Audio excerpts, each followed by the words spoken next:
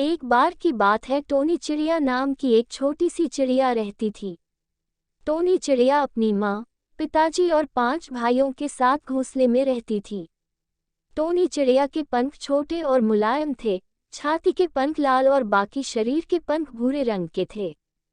Tony चिड़िया और उसका परिवार एक बड़े चच के घंटाघर पर बने घोंसले में रहता था और उसकी माँ ने उसे घंटियों की ताल पर चहकना सिखाया था। घंटाघर के पास एक इमारत थी जहाँ पक्षियों से प्यार करने वाली एक बूढ़ी औरत रहती थी और हर दिन वो टोनी चिड़िया और उसके परिवार के लिए खिड़की पर ब्रेड डालती थी।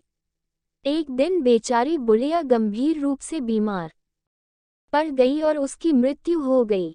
टोनी चिड़िया और उसका परिवार, जो भोजन के लिए उस पर निर्भर थे, उनके पास खाने के लिए कुछ नहीं बचा था। टोनी चिड़िया के पिता ने कीड़ों का शिकार करने का फैसला किया, लेकिन दुर्भाग्य से उसे केवल 3 कीड़े मिले और वे 8 थे।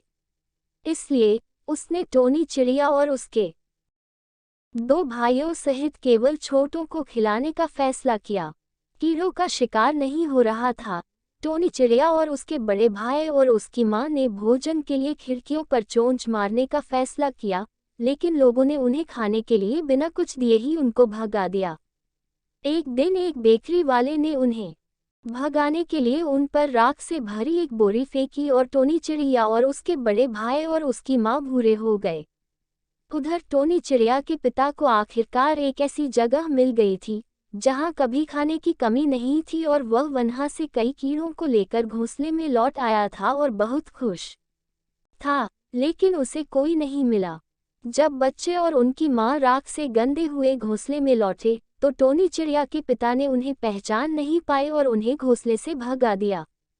टोनी चिड़िया और उसके भाई और माँ ने हार नहीं मानी और पास के एक तालाब में खुद को साफ करने के लिए चले गए और घंटियों की आवाज के साथ अपने पसंदीदा गीत की धुन पर घोंसले के पास चहकना शुरू कर दिया।